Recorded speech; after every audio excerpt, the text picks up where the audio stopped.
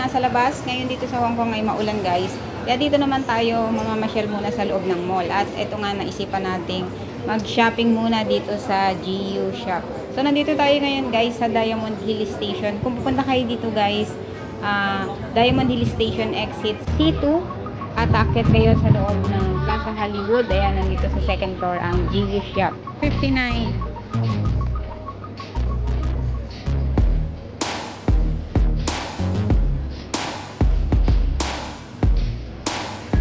Maganda rin to. Ito maganda to.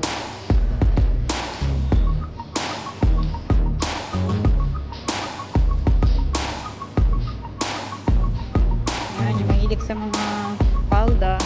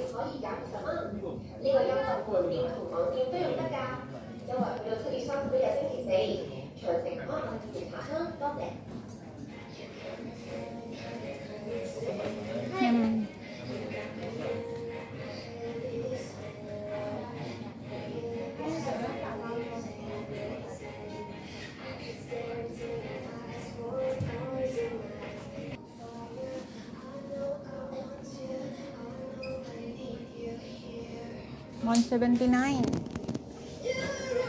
Yan, ang dami nilang sale ngayon guys nung pumunta ako. Nakabili naman tayo ng isang blouse dito guys. Pero ang dami talagang mapagpipilian. At dahil nga Monday, hindi ganun kadami yung tao. Tapos umuulan pa.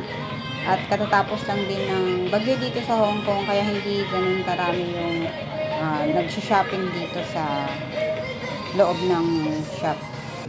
Malawak din yung branch nila dito sa may Plaza Hollywood, dito sa Diamond Hill. Parang sa Mong Kok din.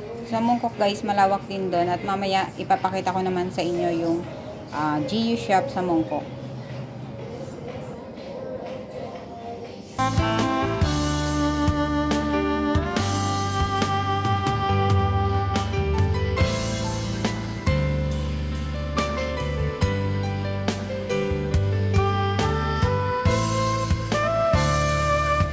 Yan yung binili ko guys. Yan, yung blouse na yan.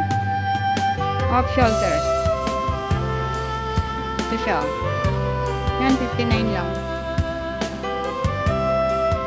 Ito yung binili ko. 79.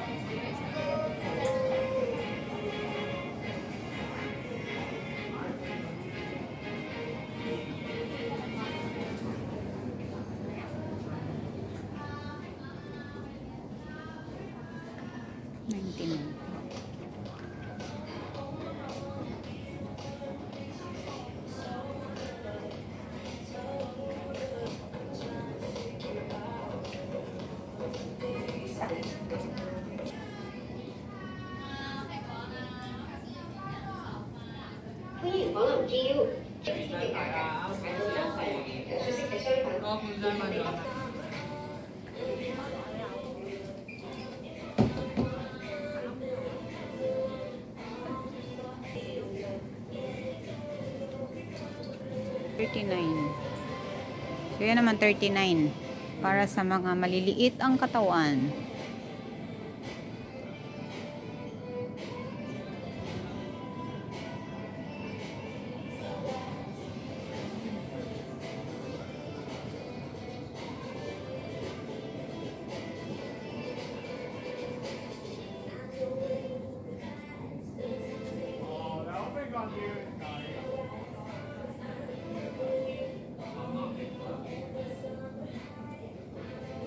Ito pala yung maganda.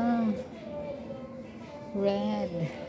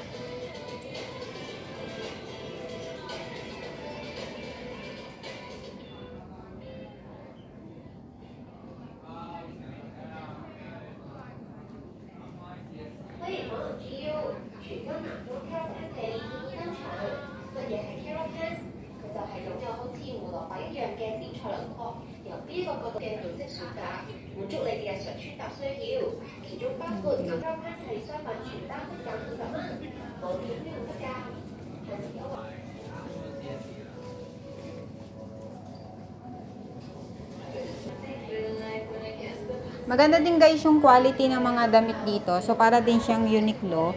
Parang sister company to ng Uniqlo. At parang madalas din silang mag-sale guys. Kaya kung gusto niyo bumili ng mga magagandang quality na damit, mga blouse, mga pants, ayan, punta lang kayo dito sa GU Shop. At kuminsan guys kasi yung mga shop dito sa Hong Kong, yung mga medyo mahal ang presyo katulad ng mga H&M, yung mga Uniqlo. So aabangan nyo lang guys yung mga sale nila kasi nagsisale naman sila. Yan yung mga Giordano, Baleno, G2000, yan mga nagsisale guys yan. Kaya minsan naabang-abang lang tayo sa sale para makabili rin tayo ng magandang damit. Kasi kung minsan medyo mahal. So hindi naman natin afford guys kasi hindi naman ganun kalaki ang sahod nating mga OFW dito sa Hong Kong. Siyempre meron din tayo mga iba pang ginagastusan. At dahil nga ang music dito sa loob ng GU Shop ay hindi ko alam kung copyright kaya nagdaldal na lang ako dito guys. Kwentuhan ko na lang kayo. At ayun nga dahil nga hindi tayo masyadong makapasyal sa labas guys dahil nga kakatapos lang ng bagyo dito sa Hong Kong at halos araw-araw umuulan kaya dito muna tayo nag-ikot sa loob ng mall. Kaya hindi ko muna kayo maigala sa labas. Ayan, maghihintay pa tayo ng tumilang ulan saka tayo lalabas at gagala. Pero sa ngayon guys, dito muna tayo nag-ikot sa loob ng mall. So yun nga lang, kailangan yung magdadala lang kayo ng sweater kapag magmo-malling kayo dito sa Hong Kong kasi sobrang lamig guys ng aircon. So ang aircon ay hindi tinitipid lalo na sa mga kainan dito at sa ganyan yung mga mall.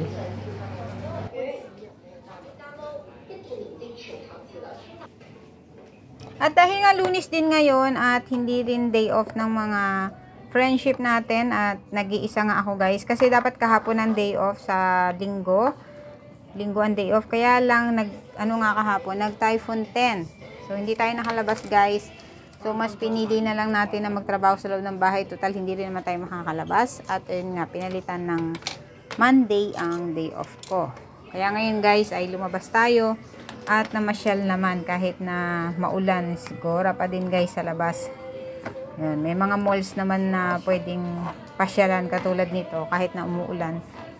Malilibang ka naman sa loob. Yun nga lang guys, dahil nga may sale ay magagastusan ka rin.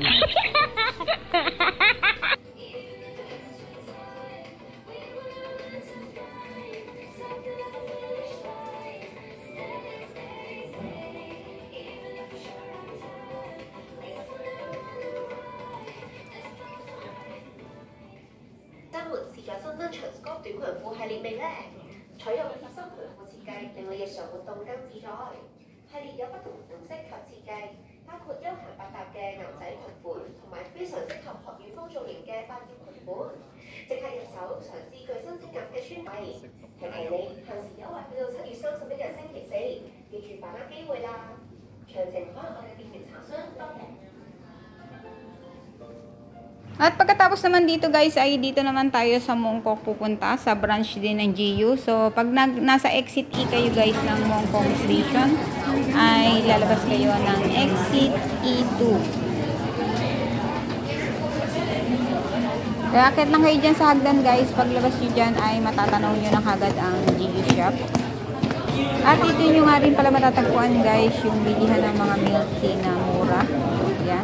Mismong paglabas lang ng exit dito, nasa inyong kanan. Ayan, makikita nyo na agad yung shop. At nasa inyong left side naman ang shop. Ayan guys, sa taas. Makikita nyo yan. Bali dalawang floor siya. First and second floor. Yan, at papasok lang tayo dyan guys. Nakikita nyo yung arrow na yan. Paakyat sa taas. Meron din yan guys, lift dun sa kabilang side. Pero tayo na, hagdan na lang tayo dito. So, kung sumakay kayo dyan ng lift guys, ay diretso na kayo mismo dyan sa harap ng pintuan ng GU shop. So, ayan yung lift niya sa gilid.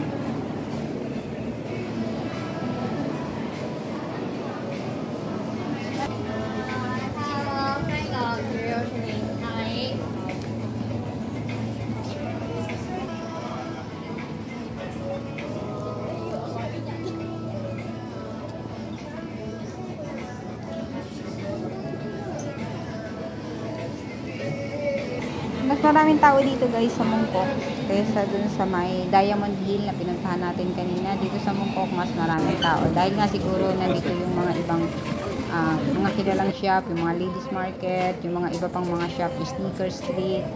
So kaya mas maraming tao dito at halos karamihan ay dito na rin nagsha-shopping.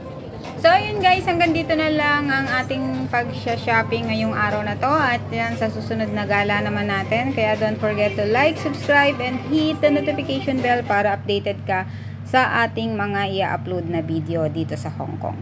Bye-bye!